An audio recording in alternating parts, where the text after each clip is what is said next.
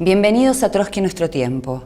A partir de la crisis financiera del 2008, nadie duda de la magnitud que ha adquirido la crisis capitalista y que comenzamos un nuevo periodo histórico.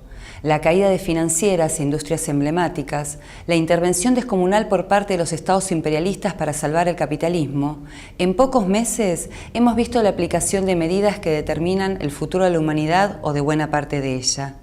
Es un tiempo de cambios bruscos y de fin de los paradigmas que rigieron la ideología de las clases dominantes en los últimos lustros. Y en este tiempo hemos visto también las primeras reacciones frente a la crisis de los verdaderos perjudicados, los trabajadores y los sectores populares. Para pensar nuestro tiempo, en este programa queremos tomar en cuenta la historia, la experiencia histórica, apropiándonos de las mejores enseñanzas y sus lecciones.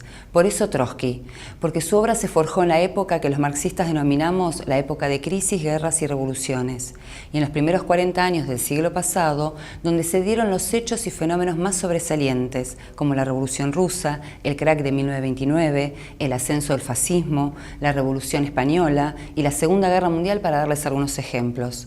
Y Trotsky dio respuestas teóricas, políticas y programáticas frente a todos estos hechos y frente a los desafíos que a los trabajadores y a los revolucionarios se le planteaban, debatiendo al mismo tiempo con las posturas de la época. Con entrevistas, informes audiovisuales y una sección de biblioteca, este año en Trotsky Nuestro Tiempo haremos 2 ciclos. Uno, Vida y obra de León Trotsky, que comenzamos hoy y que constará de 2 programas. Y en lo que resta del año haremos un segundo ciclo, La crisis capitalista y la década del 30, que constará de 6 programas, y donde haremos una primera lectura de la obra del gran revolucionario ruso en este periodo, que nos parece aportan a la comprensión del presente y de las múltiples cuestiones que están en debate. Comenzamos este programa con algunas de las entrevistas que realizamos y donde queremos mostrar que el pensamiento de León Trotsky es un punto de referencia que excede a aquellos que nos reivindicamos de su corriente. En este bloque les presentamos entonces la entrevista que nos concedió el politólogo Atilio Borón y el escritor Martín Cohen. Próximo a la obra de Trotsky, después de haber leído Revolución y Contrarrevolución en la Argentina de Jorge Abelardo Ramos. Yo personalmente no procedía de un ambiente socialista, pero me interesé por estudiar la obra de Trotsky. Y bueno, y eso me motivó a leer, a buscar un poco al autor ese que lo mencionaban y que yo no lo conocía. Y por supuesto lo primero que pude echar mano fue la historia de la Revolución Rusa en aquellos 2 tomos. Y bueno, ha sido un descubrimiento fascinante, ¿no? De un autor con una claridad y con una contundencia argumentativa muy muy grande, y que explicaba con trazos tan vívidos el proceso revolucionario ruso, que era prácticamente como leerse una gran novela, y donde realmente pude estudiarlo más a fondo, aunque esto parezca paradojal, es otra de las paradojas de mi relación con Trotsky, fue cuando fui a hacer mi doctorado en la Universidad de Harvard. Ellos, como sabes, compraron la biblioteca de Trotsky y hicieron un contrato mediante el cual durante 50 años esos textos no iban a ser abiertos al público. Entonces, bueno, pese a eso, pero había muchas otras cosas. Por ejemplo, una recopilación extraordinaria sobre los textos de Trotsky en relación al ascenso de Hitler en Alemania, que prácticamente los devoré.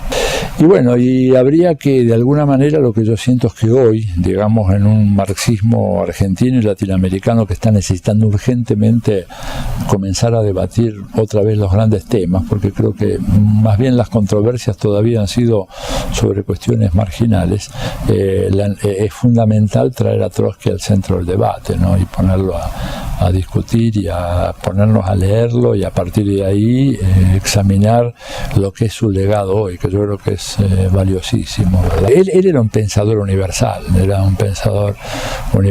y bueno, lamentablemente fue digamos, derrotado en esa batalla por Stalin, y creo que eso, me parece a mí, fue una tragedia para el futuro del socialismo, una tragedia para la Unión Soviética. Era un hombre que tenía además capacidades múltiples, ¿no es cierto? No solamente era un gran intelectual. No es fácil escribir un texto como la historia de la Revolución Rusa teniendo a su vez el mando del Ejército Rojo, como tenía él, ¿verdad? Y viajando por todos esos lugares, escribiendo en el tren. Me parece que es una labor muy loable, que hay que apoyarla. Me parece que ha sido muy productiva, la verdad que con sus libros y con las actividades de difusión que hacen ahí en Riobamba, y bueno, y ahora con esto, digamos que los coloca en la vanguardia, digamos, una palabra que está de modé, pero a mí me sigue pareciendo la palabra interesante porque son los primeros que la primera agrupación marxista que saca, digamos, un programa de este tipo que sale por internet y que creo que es muy importante. Están abriendo un camino, así que me parece que el centro está haciendo una gran labor y bueno, y ojalá que puedan continuar y profundizar la tarea, y desde ya lo que esté a mi alcance para colaborar pueden contar conmigo.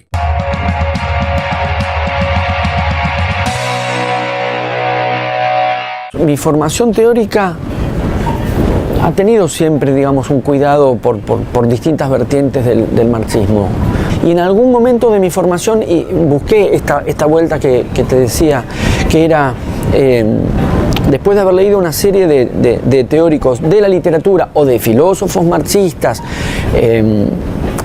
leyendo literatura en clave marxista, pero desde una formación estética, fui a leer los escritos de literatura de Marx, de Engels, de Lenin, de Trotsky, no ya Adorno, o Benjamin, o Lukács, o Bertolt Brecht, que desde una determinada práctica estética relojean permanentemente el andarivel político, sino los que están instalados en la teoría y en la más cabal práctica política, sin separar una cosa de la otra, y en un momento leen Tolstoy, Balzac, el formalismo ruso.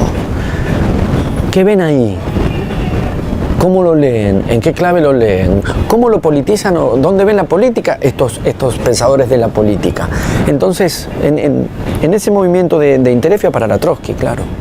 Hay ciertos aspectos de la relación entre arte y política que cuando fueron pensados desde la política, porque están, digamos, esos andariveles, digamos, los pensadores marxistas, pero que son teóricos de la literatura, o digamos, que formulan una teoría estética e interrogan en clave marxista desde el campo de lo estético, y están también estos hombres de acción que son también pensadores y que han interrogado a la literatura o a las artes desde el campo de la política, de la práctica política y de la teoría política. Y en ese punto, a mí Trotsky me parece de un nivel de sofisticación y de sutileza enorme. Y en ese sentido para mí ha sido tremendamente enriquecedor.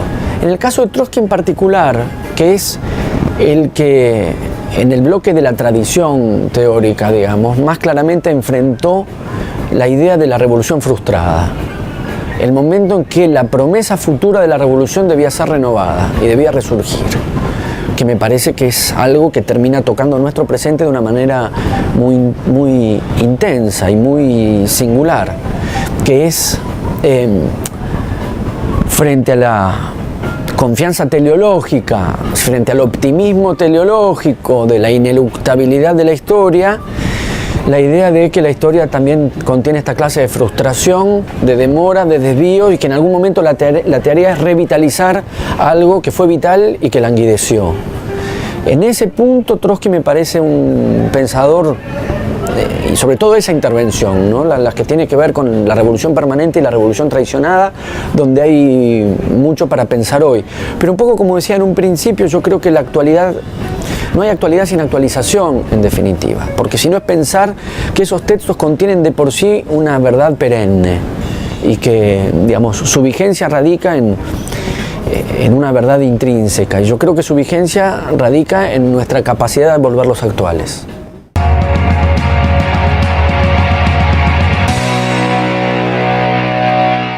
Lo invitamos a ver un informe biográfico sobre León Trotsky y en el que presentamos su trayectoria pensada alrededor de 4 ejes: la revolución permanente y la lucha contra el estalinismo, y en el próximo bloque, Trotsky y los grandes fenómenos de la época y la construcción del Partido Revolucionario. Trotsky fue militante revolucionario desde los 17 años. Luego de tiempos de cárcel y deportación, regresó a su país para 1905, año de la primera revolución rusa, en la que las masas trabajadoras crearon los soviets, los consejos de obreros, soldados y campesinos. Con solo 26 años fue elegido presidente del Soviet de Petrogrado y considerado el más destacado orador y dirigente de la revolución. Encarcelado y deportado a Siberia con toda la dirección del Soviet, fue tajante en su libro Balance y Perspectivas. El mundo está preparado para la revolución socialista, incluso en la atrasada Rusia. A la dictadura del capital, dominio de una minoría explotadora, había que oponerle la dictadura del proletariado, el poder de las clases oprimidas y explotadas. 1905 había demostrado la hegemonía política de la ciudad en un país mayoritariamente campesino. Para Trotsky, los trabajadores urbanos eran los que podían dar salida a las penurias de las masas campesinas, acaudillándolas hacia la toma del poder.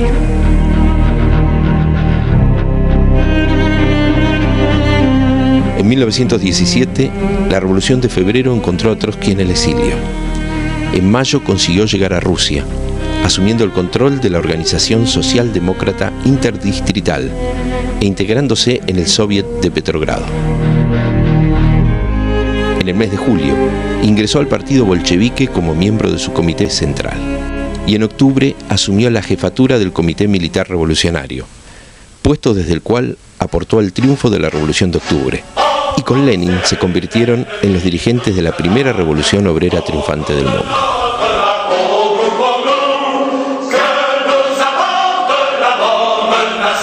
Como comisario de guerra, se encargó de la creación y dirección del Ejército Rojo. Su rol fue clave para la defensa de las grandes conquistas de la revolución, enfrentando a 14 ejércitos imperialistas en la guerra civil. Lenin dijo: muéstreme usted otro hombre capaz de organizar en el término de un año un ejército que es casi un modelo y de ganarse el respeto de los especialistas militares. Nosotros tenemos ese hombre, lo tenemos todo y haremos maravillas.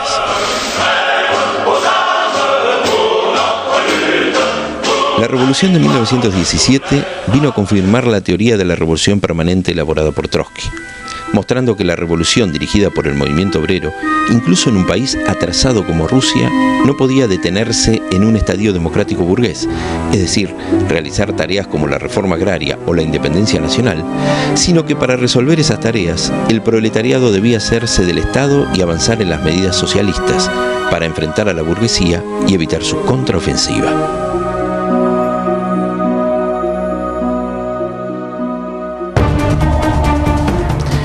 En 1927, las lecciones de la Revolución China le permitieron a Trotsky generalizar esta teoría. Ya no solo tenía validez para Rusia, sino para el conjunto de los países atrasados que por la situación en el terreno internacional y la relación de clases internas podrían llegar más rápidamente a la formación de un Estado obrero. Pero para alcanzar el socialismo, la clase obrera debía conquistar el poder en los países desarrollados en la perspectiva de la Revolución Mundial.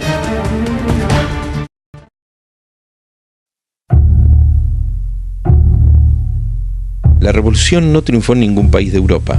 La Unión Soviética se encontraba aislada. La derrota de la Revolución Alemana de 1923 confirmó el aislamiento. Siglos de atraso económico y cultural heredados del imperio zarista, la devastación provocada por la Primera Guerra Mundial, la guerra civil con la pérdida de miles de valiosos revolucionarios y el cansancio de las masas dejaban una situación enormemente difícil.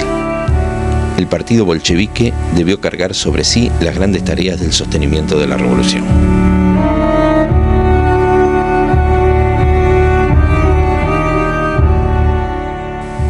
Ya en 1920, Lenin alertaba sobre las deformaciones burocráticas en el Estado y en el partido, lucha que prosiguió hasta su muerte. En 1923, Trotsky, junto a eminentes bolcheviques, se erigía como líder de la oposición de izquierda, enfrentando las tendencias burocráticas del partido contra Stalin, quien como secretario de organización del partido bolchevique las favorecía.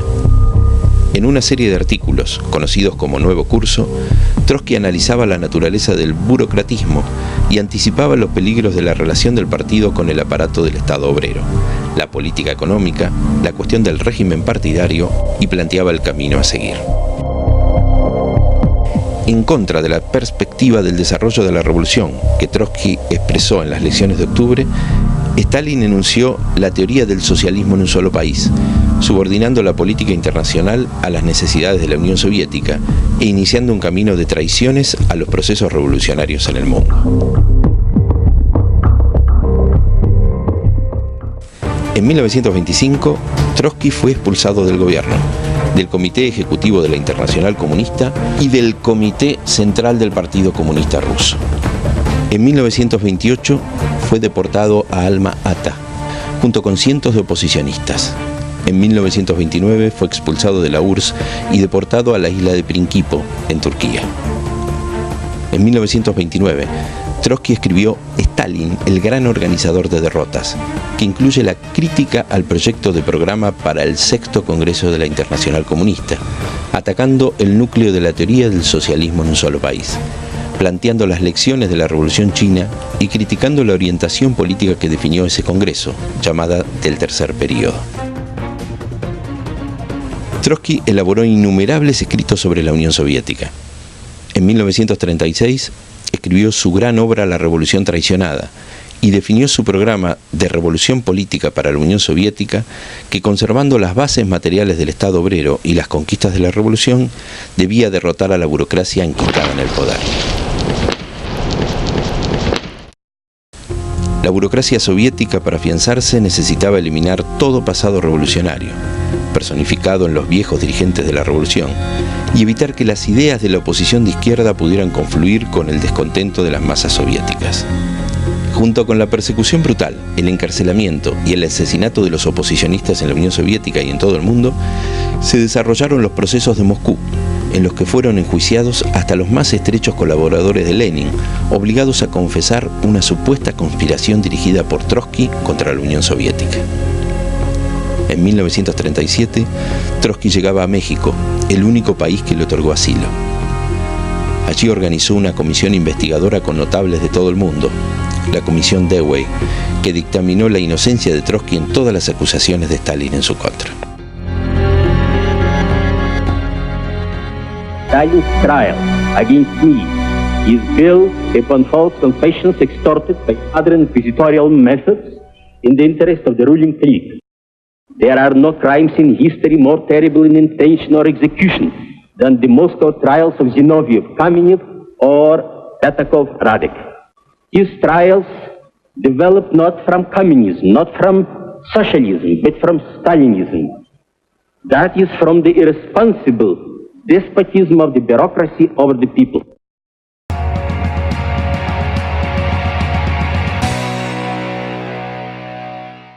Lo invitamos a ver la segunda y última parte de este informe y en el próximo bloque tenemos más entrevistas.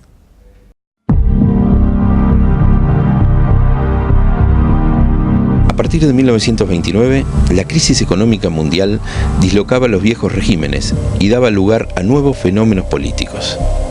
En Estados Unidos asumió Roosevelt en 1933 y ese mismo año en Alemania triunfaba Hitler. Trotsky realizó análisis magistrales sobre el fascismo, su origen y sus bases sociales, así como el peligro que significaba para la clase obrera y sus organizaciones, y definió políticas para evitar que los trabajadores cayeran bajo sus golpes. Combatió duramente la política de ultraizquierda del Partido Comunista Alemán, que se negó al Frente Único Obrero con la socialdemocracia que dirigía el grueso de los sindicatos por considerarla social fascista, llevando a la clase obrera alemana a su peor derrota y al triunfo de Hitler.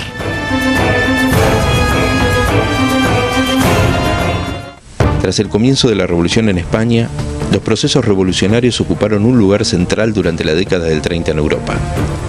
Trotsky elaboró y propuso a las secciones de la oposición de izquierda respuestas programáticas adecuadas a la realidad de cada país, tácticas políticas para intervenir ellos, vincularse a la clase obrera y construir partidos revolucionarios. En España y en Francia, los partidos comunistas, siguiendo la política diseñada por la Internacional Comunista, impulsaron alianzas junto con la socialdemocracia y partidos burgueses, los frentes populares. Trotsky combatió contra los frentes populares que desviaban los procesos revolucionarios, abriendo el camino a su derrota a manos del fascismo, con una política revolucionaria y de independencia de la clase obrera. En México, único país que le otorgó visa para vivir, Trotsky profundizó sus estudios sobre Latinoamérica. El análisis del cardenismo le permitió delinear algunas categorías claves para comprenderla, reparando en la particular relación que puede establecerse entre los países semicoloniales y el imperialismo. Aquí las burguesías pueden buscar formas de negociación más favorables, dando lugar al surgimiento de regímenes políticos que, situándose por encima de las clases, se proponen arbitrar entre la burguesía nacional y el imperialismo, aprovechando las disputas entre ellos. Son los bonapartismos sui generis. En el caso del cardenismo, el gobierno se apoyó para estas maniobras en el movimiento obrero, avanzando en medidas de tipo nacionalistas y en concesiones a las masas, al mismo tiempo que consolidaba los mecanismos de control sobre sus organizaciones, profundizando la estatización de los sindicatos.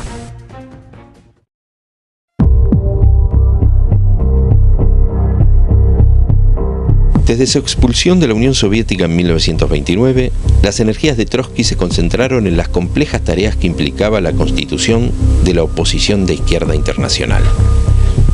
La ratificación de la política stalinista en Alemania, la ausencia de toda autocrítica de la responsabilidad en el ascenso del fascismo y el disciplinamiento de los partidos comunistas, decidió a Trotsky abandonar la política de reforma de la Tercera Internacional y comenzar el trabajo para la construcción de nuevos partidos y una nueva internacional revolucionaria.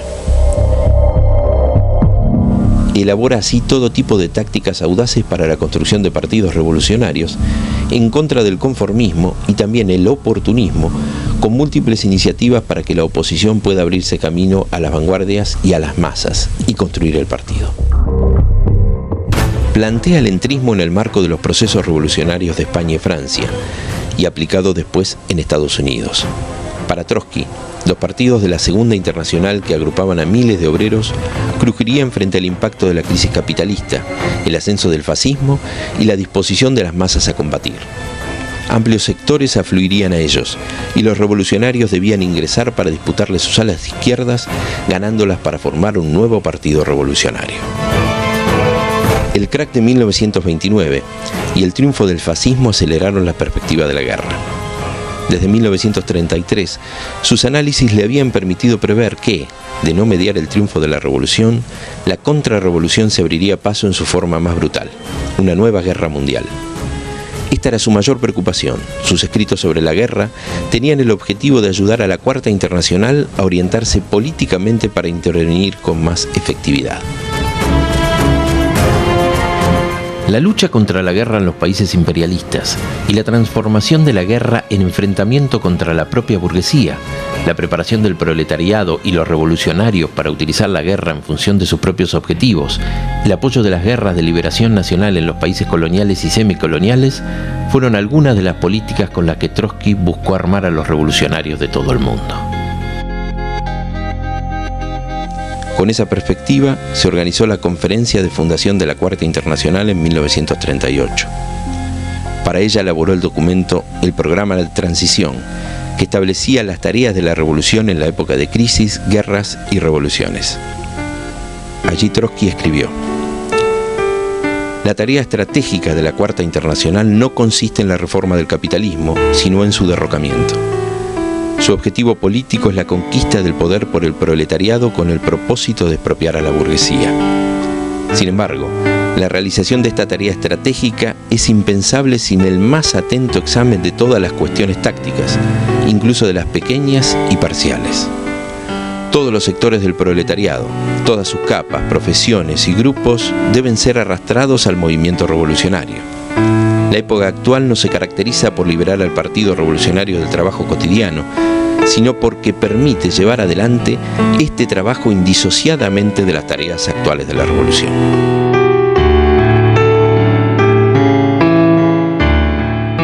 El 20 de agosto, Trotsky es asesinado por el agente español de la GPU, Ramón Mercader, y muere al día siguiente. 250.000 trabajadores y campesinos despedirán a Trotsky en las calles de México.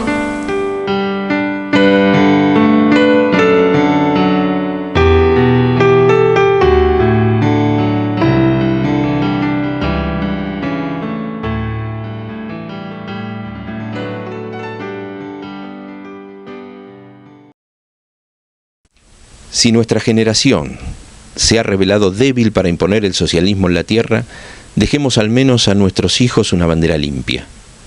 La lucha que se desarrolla sobrepasa de muy lejos en importancia a las personas, a las fracciones, a los partidos. Es una lucha por el porvenir de la raza humana. Será una lucha dura y larga.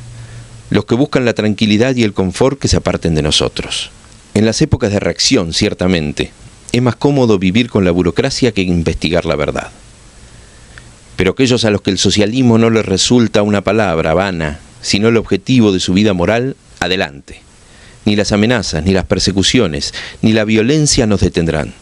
Será tal vez sobre nuestros huesos, pero la verdad se impondrá. Le abriremos el camino. La verdad vencerá. Bajo los golpes implacables del destino me sentiré dichoso, como en los grandes días de mi juventud, si he logrado contribuir al triunfo de la verdad. Pues la más grande felicidad del hombre no está en el usufructo del presente, sino en la preparación del porvenir.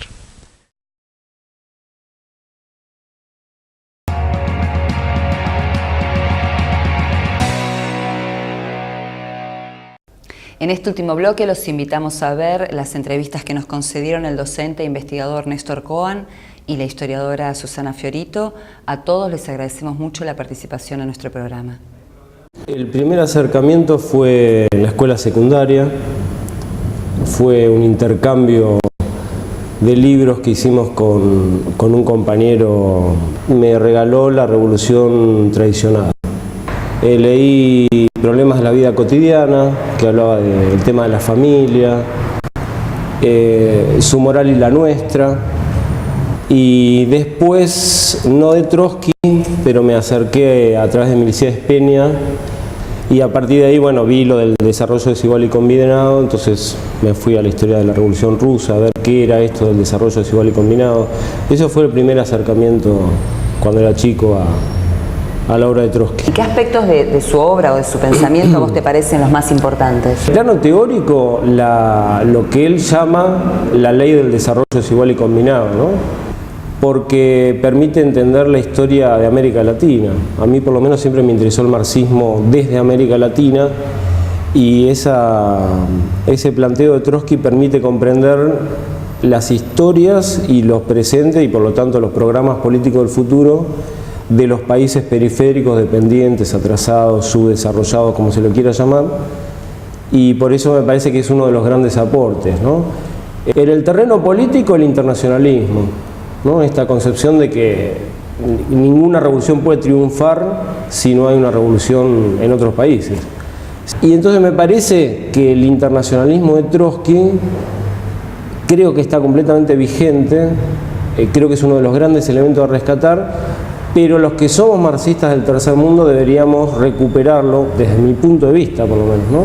Desde ese ángulo, desde el punto de vista de los países atrasados, periféricos, dependientes, subdesarrollados, como se lo quiera llamar. ¿Qué opinas de la labor del Centro León Trotsky? No, yo participé, vine incluso cuando se inauguró esto, y bueno, yo creo que el gran déficit de nuestra izquierda es tener centros que den la batalla por la hegemonía cultural, porque para el conjunto de los investigadores marxistas universitarios hay cierta orfandad, o les queda el camino académico, que obviamente no solo no facilita, sino impide, neutraliza, desvía, digamos, la investigación marxista de lo que deberían ser los temas principales. Y a veces en el mundo de la izquierda partidaria ha habido un gran déficit. Yo creo que es un gran aporte, quizás uno de los pocos que hay, no sé si hay otros centros así. Y te quería leer una cosa, si se puede, el balance que hace el Che Guevara de la historia de la Revolución Rusa de Trotsky. Es una fuente que está inédita, todavía no se publicó, y dice así, el balance que él hace del libro, dice: la historia de la Revolución Rusa es un libro apasionante, pero dentro del cual no se puede hacer una crítica, pues está de por medio la calidad de actor, y subraya él la palabra actor, que tiene el historiador. De todas maneras, arroja luz sobre toda una serie de hechos de la gran revolución que estaban enmascarados por el mito, donde me parece que el Che Guevara se refería al mito estalinista, ¿no? Al mismo tiempo hace afirmaciones aisladas cuya validez es total al día de hoy. Esto lo escribe en el año 1967. En resumen, si hacemos abstracción de la personalidad del autor y nos remitimos al libro, este debe considerarse una fuente de primer orden para el estudio de la Revolución Rusa. Me parece que es un balance bastante positivo, y cuando él dice si hacemos abstracción de la personalidad del autor, es porque él había leído a Isaac Deutscher, y donde Deutscher en su biografía dice, bueno, en sus últimos tiempos rescatamos al Trotsky historiador, pero en su lucha con Stalin cometió algunos errores al hablar de su nueva vida, qué sé yo. Creo que está influido por Deutscher un poco este balance, pero a mi modo de ver me resulta muy interesante. Leí por primera vez cosas de Trotsky. En el año 68 yo tenía 30 años. Y recién ahí me asomé a una lectura de Trotsky. Leí de él varias cosas y además todos los tomos de Deutscher, incluso el tomo de Deutscher sobre Stalin. Y bueno, eso me sirvió para entender, yo creía que entendía cómo había sido el proceso de la revolución en la vieja Rusia que creó la Unión Soviética. Me hizo entender muchas cosas, me sirvió para la militancia con los obreros de Fiat.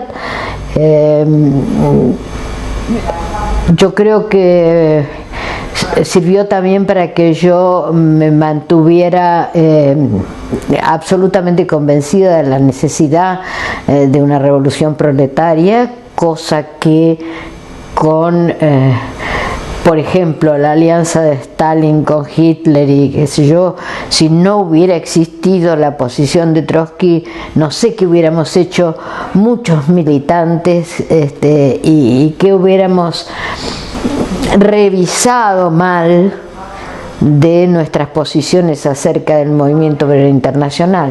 De las cosas más inteligentes y más fértiles que yo he leído en mi vida sobre la situación internacional en la década del 30 y principios del 40, creo que eso fue lo más jugoso. Y el mantener lealtad y mantener viva todo lo que había sido el proceso de la revolución en Rusia, se lo debo realmente a Trotsky. A mí me abrió muchos ojos, pensar que yo no tenía ninguna formación, es decir, lo que yo había leído era el quehacer y varios cosas de Lenin, de esos pequeños opúsculos que él tenía sobre una situación concreta. La mirada de Trotsky es una mirada mucho menos táctica, mucho más estratégica, y a nosotros nos sirvió muchísimo, sobre todo la gente que venía como yo, que no veníamos de la izquierda, veníamos de partidos burgueses, veníamos del radicalismo en última instancia. Creo que Trotsky hay que arrancarlo y hay que compartirlo, que él nunca olvida el eje que es la contradicción de las clases oprimidas con las clases poseedoras. A mí me parece que toda acción que contribuya a difundirlo, a hacer de él un instrumento, una herramienta. Trotsky no quería ser una estatua y un pedestal, lo que quería era ser una herramienta para los que estaban peleando. Ahora los invitamos a ver la sección Biblioteca, donde Victoria Bosch en cada programa presentará libros y distintas publicaciones para aquellos que quieran profundizar los temas que tratamos. En esta ocasión elegimos la autobiografía que escribió Trotsky luego de ser expulsado por Stalin de la URSS en 1929 en Turquía y que tituló Mi vida. Este libro cierra una primera etapa de la vida política de Trotsky. En realidad el libro también lo podemos ver como un alegato contra todas las difamaciones y mentiras que estaba implantando el estalinismo para consolidarse en el poder, mentiras que intentaban falsear su vida política y sus ideas. Por eso el libro, en su propia vida y la historia de su vida, intenta, por un lado, mostrar el desarrollo de sus ideas y por el otro, mostrar la dinámica misma de la revolución, como en los momentos álgidos, el rol que había cumplido Trotsky en la revolución del 5 y del 17, y como en los momentos de reacción, él junto a sus camaradas habían pasado a la cárcel y a la deportación. Queremos recomendar este libro para que lo lean todos los jóvenes, estudiantes y trabajadores que se quieran acercar y empalmar de las ideas de la revolución. Es un libro profundo, pero además que permite acercarse fácilmente a estas ideas. Por otro lado, también es un libro que va contra el espíritu de la época, donde hoy, por ejemplo, el espíritu es el individualismo y el conformismo. León Trotsky escribió Mi vida hace 80 años, pero sus ideas conservan todo su vigor. Por eso queremos agradecerle enormemente a Esteban Volkov, el nieto de León Trotsky, que nos donó una importante cantidad de libros en respaldo a la labor del CEIP. En el próximo programa, en una entrevista especial que nos enviaron nuestros compañeros de México, vamos a estar con Esteban Volkov en la casa donde vivió con su abuelo el último año hasta que León Trotsky fue asesinado a manos de un agente stalinista en agosto de 1940. Los esperamos y hasta la próxima.